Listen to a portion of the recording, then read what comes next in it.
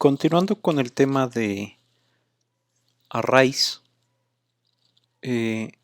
existen la otra categoría de arrays que son los arreglos bidimensionales. Habíamos explicado que los arreglos unidimensionales crecen en una dimensión. Los arreglos bidimensionales crecen en dos direcciones. Vean entonces que aquí tenemos el tema de vector y aquí hay otro vector y otro vector. Entonces hay quien define una estructura bidimensional como un vector de vectores o un arreglo de vectores. Vean entonces que hay una dimensión controlada en este caso por y hay otra dimensión controlada por x. Como si estuviéramos en una hoja de cálculo electrónica, esto nos genera intersecciones. Y entonces tenemos, por ejemplo, la intersección 0, 0, la 1, 1, la 1 con 2, la 2 con 3, la 4 con 4, etc. Esta estructura está declarada de 5 casillas para el alto y 5 casillas para el ancho. Y entonces el manejo de coordenadas ahora se utilizarán dos índices, uno controlando x y otro controlando y.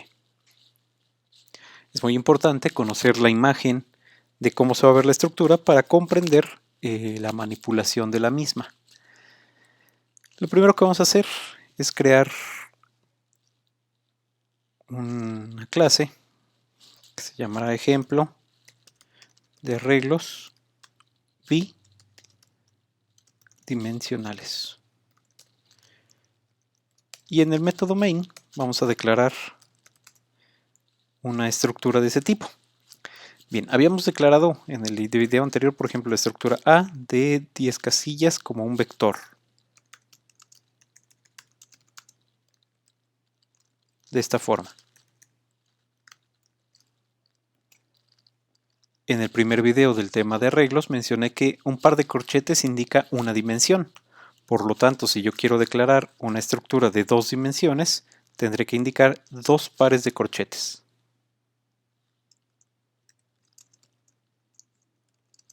Y de igual forma, tendré que indicar acá dos pares para indicar cuánto de alto y cuánto de ancho. La estructura de la imagen corresponde así.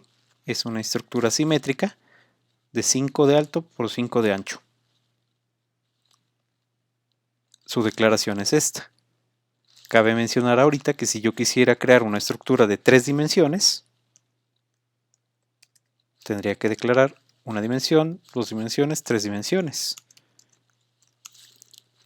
1, 2 y 3. Y entonces podría ser simétrica, de 3 por 3 por 3, por ejemplo, y tendríamos algo así como un cubito Rubik. O puede ser de 3 por 34 por 5. Puede ser no simétrica y tendríamos una estructura tipo rectangular que crece en coordenadas x, en coordenadas y en coordenadas z, como si de una estructura tridimensional se hablara. Por eso mencionábamos un cubo. Esto podría entonces representar un cubo, este representa un vector y las estructuras de dos dimensiones en Java se conocen como matrices. Esto sería entonces una matriz de 5 por 5.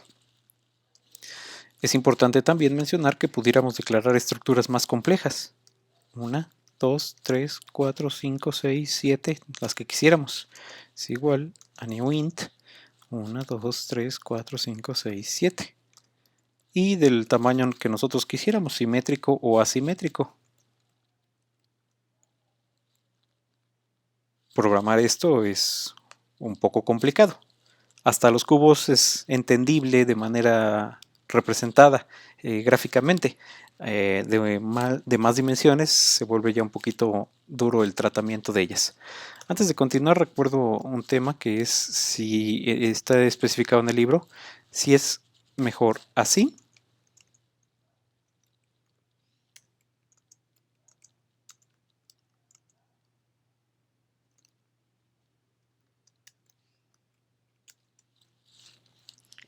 con los corchetes antes del nombre de la estructura o después del nombre de la estructura.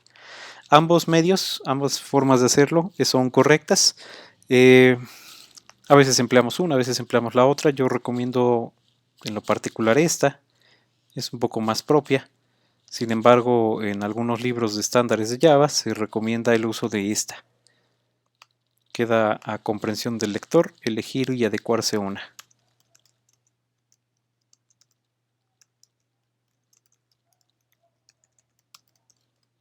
Ambas son declaraciones correctas. Bueno, vamos a concentrarnos en el tema de las matrices. Si ya tenemos una matriz de 5 por 5 definida, vamos a recorrerla para imprimirla. Recuerden que al ser de valores enteros, ya estará inicializada con ceros. Al ser de enteros, ya estará inicializada con ceros. Entonces, vamos a recorrerla. Quedamos que para recorrerla se utiliza un ciclo, que va entonces desde 0, en este caso hasta 5. Pero, aquí hay un detalle. Con esto recorremos una dimensión. Con eso recorremos solamente la crecida de la estructura hacia abajo. Esta, 0, 1, 2, 3, 4, creciente hacia abajo. Y este de acá. Para ello, vamos a anidar dos ciclos for. Vean que automáticamente el for se construye primero con i, y luego con j, y luego con k, y vamos agregando niveles de anidación. Y este también va a ir de 0 a 5. Y lo que vamos a imprimir aquí sería la posición, lo que contiene la estructura se llama B, en la posición I con la posición J, que son las dos variables que están ayudando a recorrer la estructura. Y veamos que nos llena un conjunto de ceros. Si los contamos deben ser 25 ceros, que corresponden a las 25 casillas que se crean en la estructura matricial. Para que las viéramos un poquito más en forma o en formato de cuadrícula, quité aquí el LN para imprimir cada una de las casillas, y aquí voy a imprimir un salto de línea ordinario nada más. Con esto, vean que al ejecutarlo, se ve así. 5 para la primera fila, 5 para la segunda, y 5 filas, 5 de 5, son 25 casillas. Este recorrido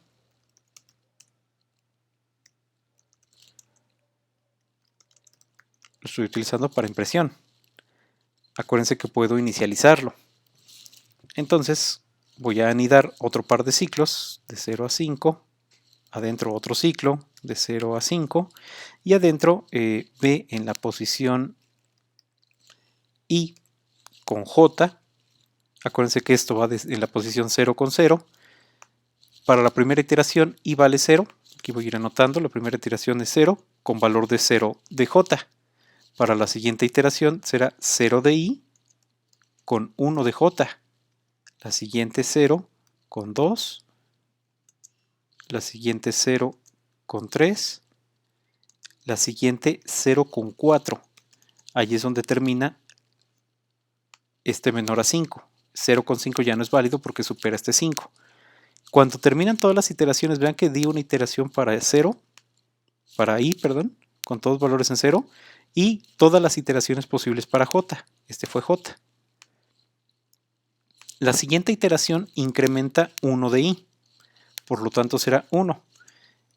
Y el ciclo anidado, este de acá, vuelve a inicializar, por lo tanto es 1 con 0, 1 con 1, 1 con 2, 1 con 3, 1 con 4, 2 con 0, 2 con 1, etc. Hasta llegar a 4 con 4. Estas son el recorrido de las posiciones o de las casillas que I y J manejan. Vamos a demostrar que así se está comportando. Primero lo vamos a inicializar con valores aleatorios enteros. Entonces recuerden que hicimos un cast de lo que resulte de mat, que es como librería, punto random, con valores multiplicados por 10, para que tengamos valores numéricos aleatorios entre 0 y 10. Con esto inicializaríamos toda la estructura, las 25 casillas con valores numéricos, y con esto la imprimimos. Vamos a demostrar primero que así es. Ahí están, pero están muy juntos, ¿no? Están muy juntos los elementos entre sí. Vamos aquí a concatenarle un par de espacios. Y ahí está la estructura completa. Vamos ahora a demostrar la posición en la que están contenidos cada elemento. Para ello, antes de imprimir el contenido, voy a imprimir sin salto de línea. Lo que van a ver ahorita es simplemente el formato como quiero yo que se vea. Bien, quiero que aparezca B y un corchete. Después voy a concatenar la variable I. Después voy a concatenar otro corchete. Esto solamente es apariencia en pantalla. Entonces quiero que salga como texto. Quiero que se vea así.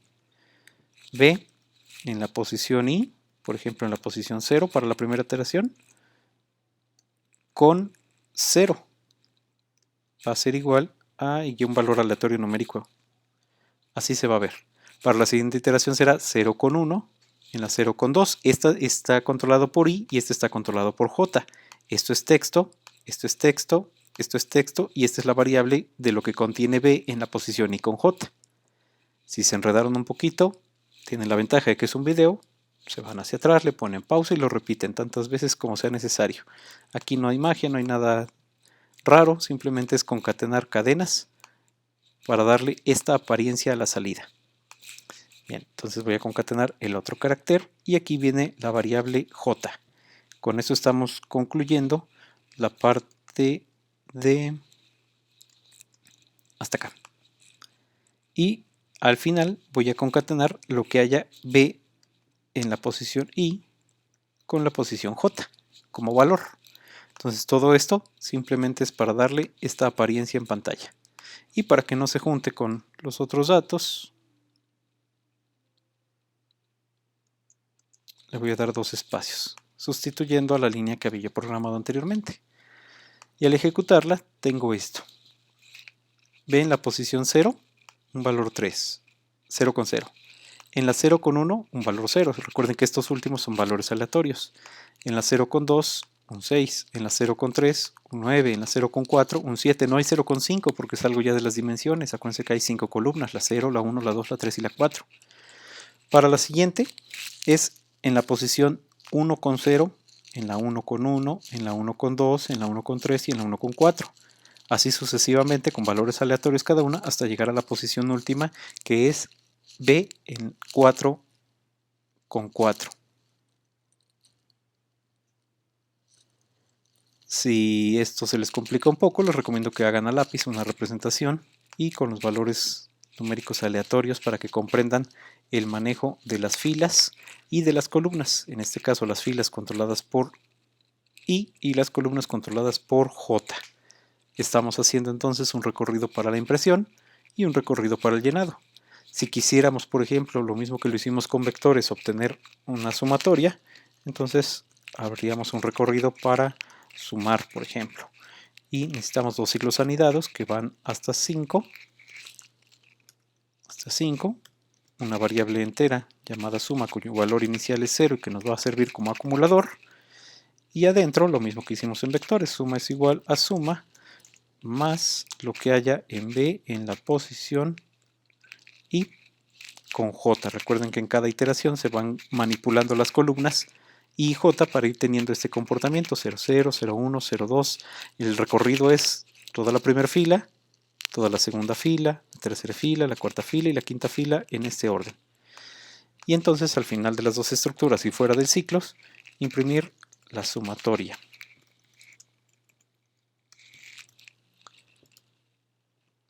Al ejecutarlo, pues estamos agregando una línea más que contiene la sumatoria de todos los elementos de la estructura y que pues obviamente es cambiante porque los valores son aleatorios.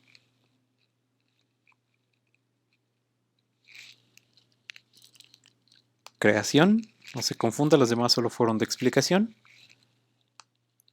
Recorrido para el llenado, se puede llenar con lo que ustedes quieran, yo aquí lo llené con valores aleatorios. Recorrido para impresión, todo esto fue nada más para darle esta apariencia, puede ser más sencillo si gustan. Y recorrido para sumar. Puede ser más sencillo si gustan, les dije. Entonces podríamos tener tal vez que se viera de esta forma comentando esto, que no se viera con esto, sino que solamente se viera la variable I, una coma acá, la J, y el igual. Y entonces lo tendrían así. Está muy junto, le damos espacio allí, lo ejecutamos de nueva cuenta. Ahí está, y si todavía se viera demasiado junto, pues lo pueden separar un poco más. Y listo. Si les gusta más verlo de esta forma, las coordenadas queden más claras, pues adelante. Tienen aquí ya 3 maneras de representarlo. Yo me quedo en particular con